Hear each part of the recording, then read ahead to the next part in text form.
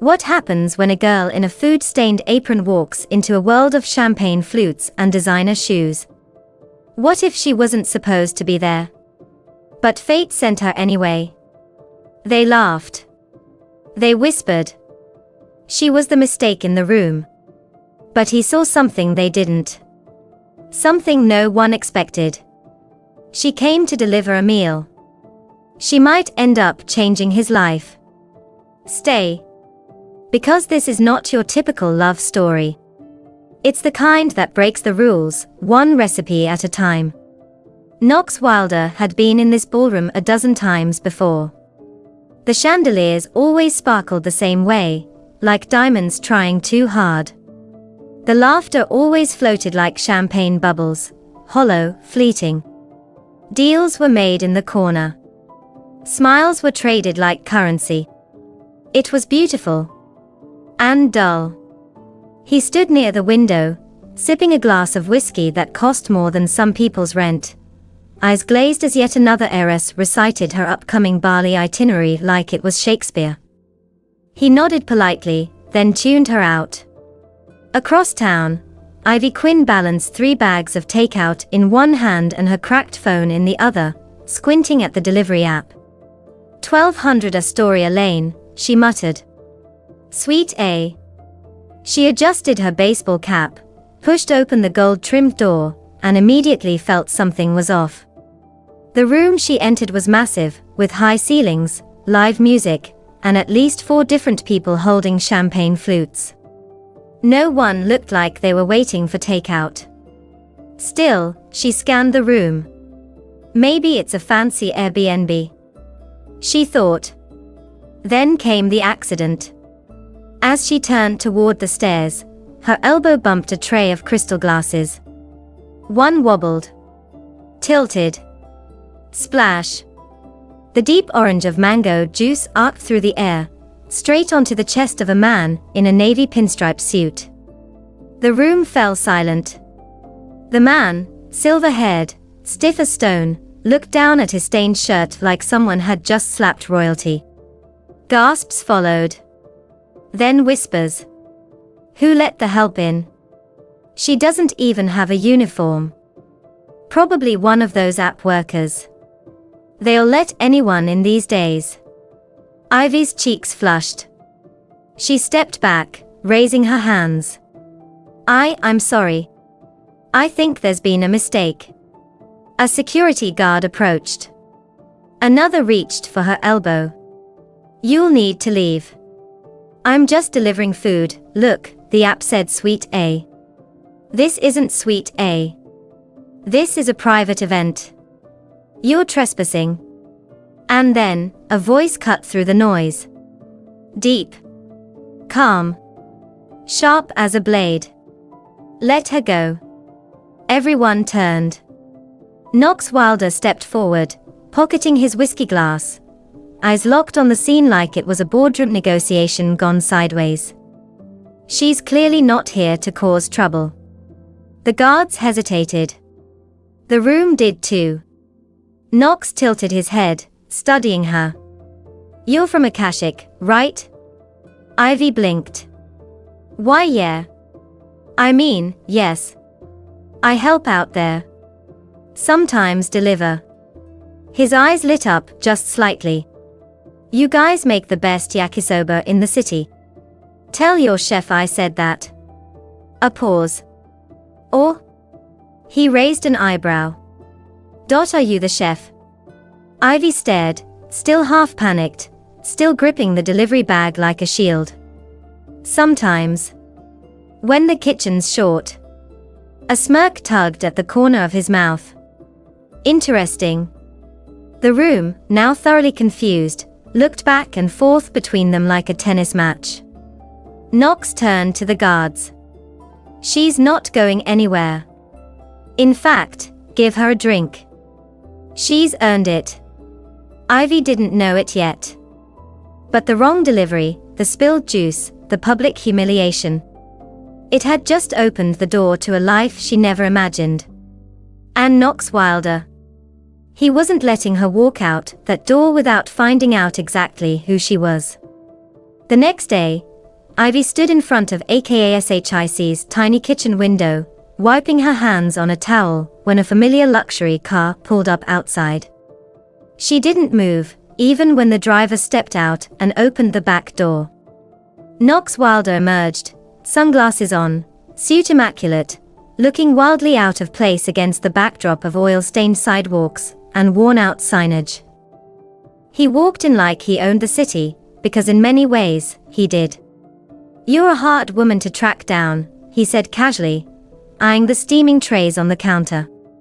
"I had to bribe your delivery app to leak your route." Ivy narrowed her eyes. "That sounds illegal." "That sounds like resourceful," he countered, then handed her a sleek folder. She opened it. Inside, a contract. Salary, 5 times what she made now. Title, Private Culinary Consultant to Knox Wilder. Her jaw tightened. "You want me to quit my job and cook noodles for you full-time?" Among other things, Knox said.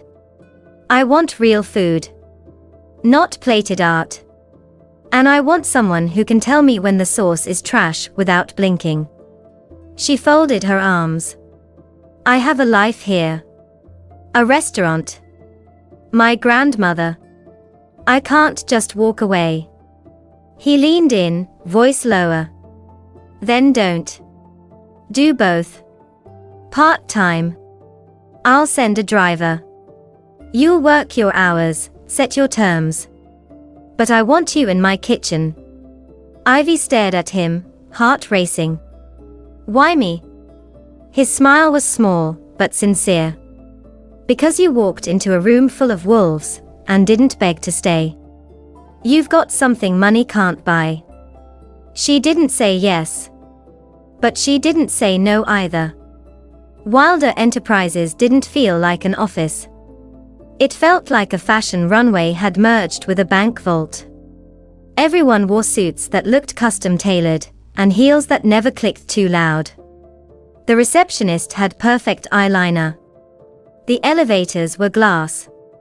The air smelled like citrus and money. Ivy stepped out of the elevator in jeans and a blue apron. Heads turned. Whispers rose.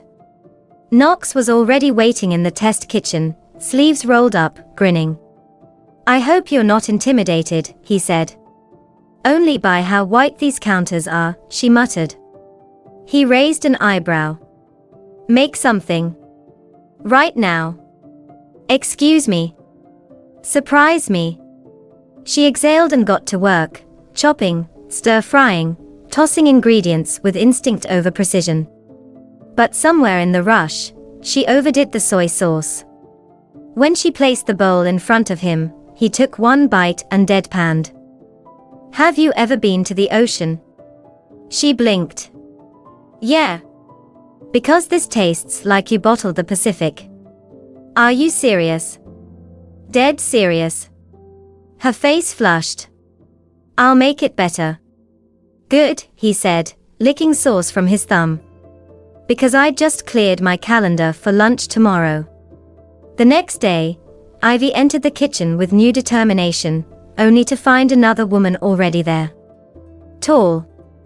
Glossy. Wearing heels too high for sanity, and a silk dress that screamed designer sponsorship. "You must be the new cook," the woman said with a sugar-sweet smile that didn't reach her eyes. "And you are?" "Miranda. Knox's ex." She leaned in. "Also, the reason you even have this job. He never hires out of pity, until now." Ivy smiled, slow and sharp. "That's funny. I heard he only dated you because his WI fee was down and couldn't stream better options." Miranda's smile cracked. Knox entered just in time to witness the tension. "Miranda," he said coolly, not a hint of warmth in his voice. "What are you doing here?"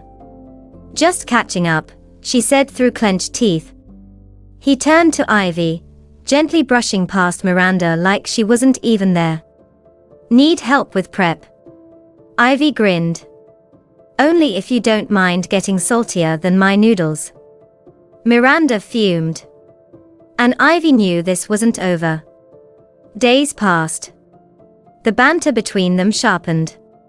The silences grew more comfortable. Knox would linger in the kitchen longer. Ask about her grandmother. About the shop.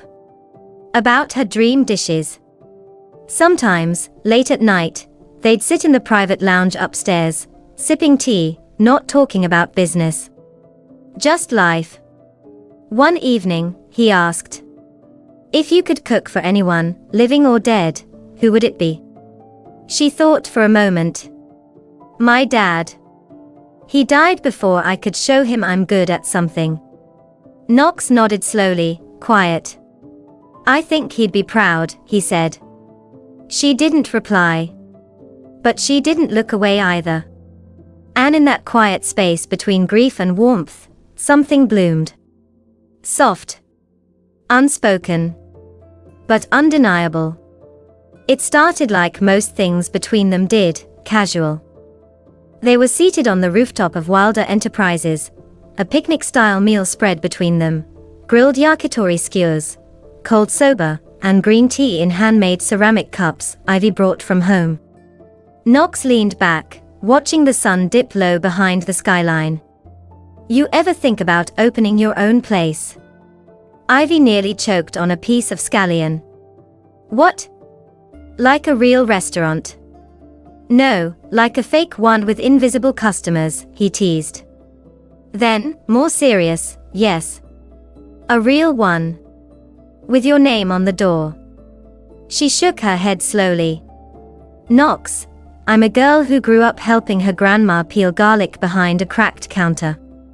I'm not exactly Gordon Ramsay." "Exactly," he said. "That's what makes you special. You cook with soul. People don't need gold flakes. They need food that makes them feel something." She looked at him, skeptical, curious. Then he added, "And I want to help build it. Near your hometown.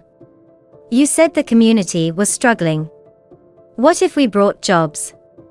A food space that belongs to the people." That made her pause. Not because of the money, Knox always had money.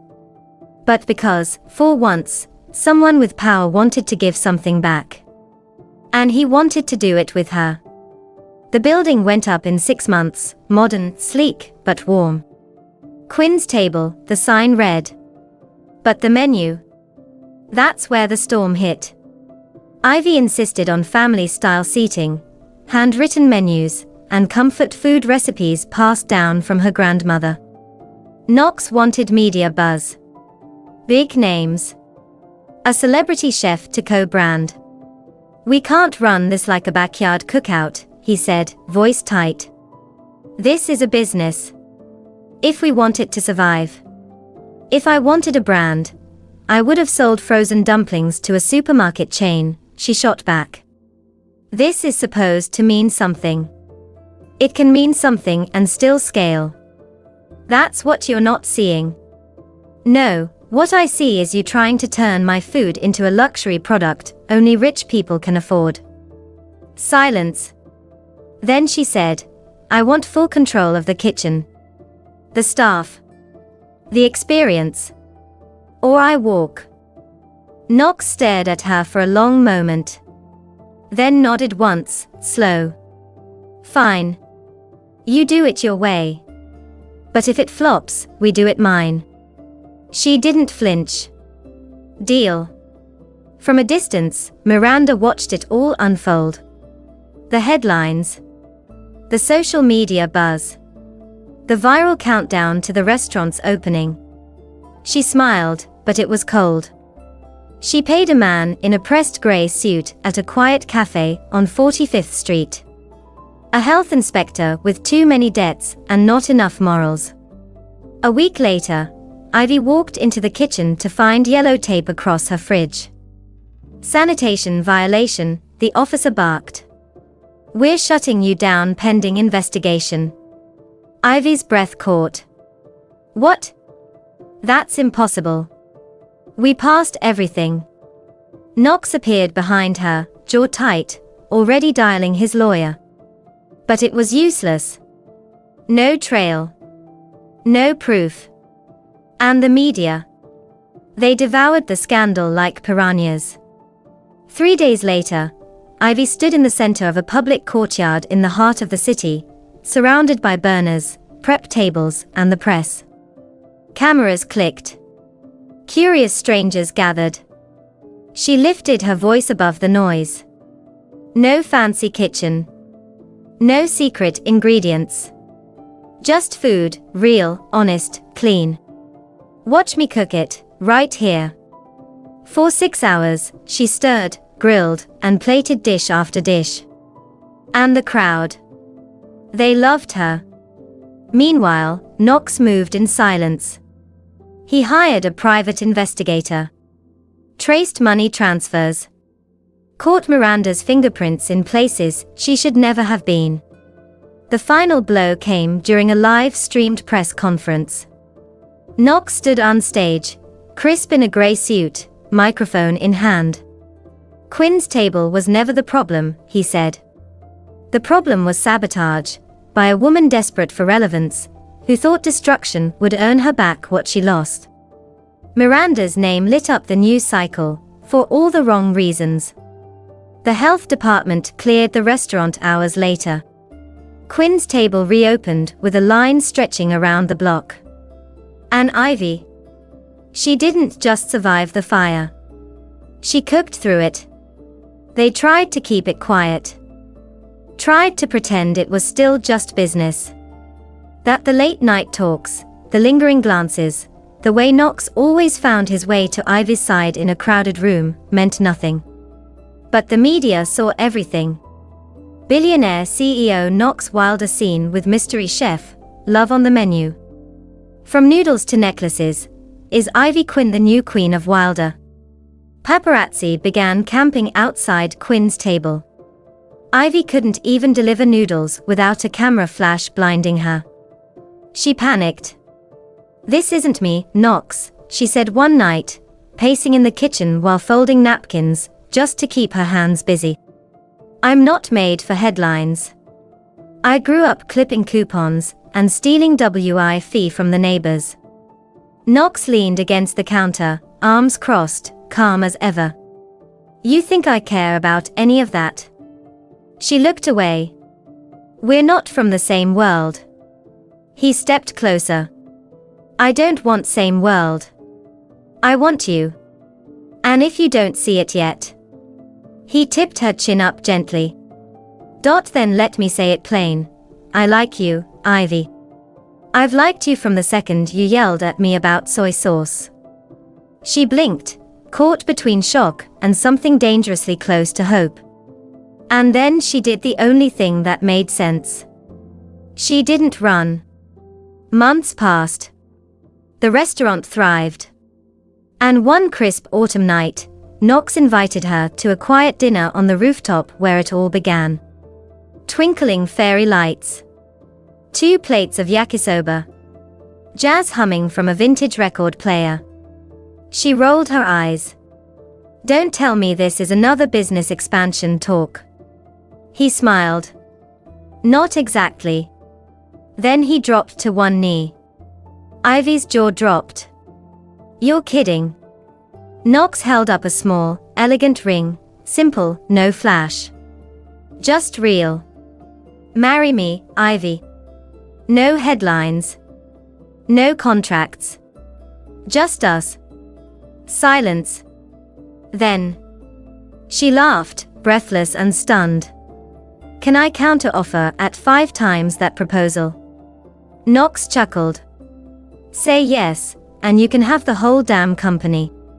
She looked at him, eyes shining. Anne nodded. "Yes. But I'm still cooking dinner."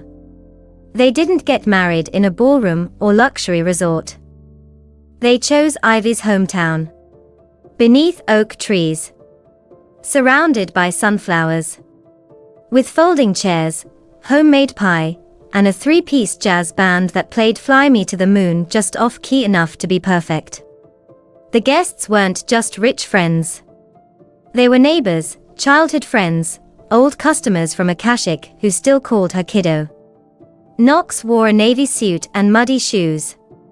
Ivy wore her grandma's vintage dress, with a flower crown and flower on her sleeve.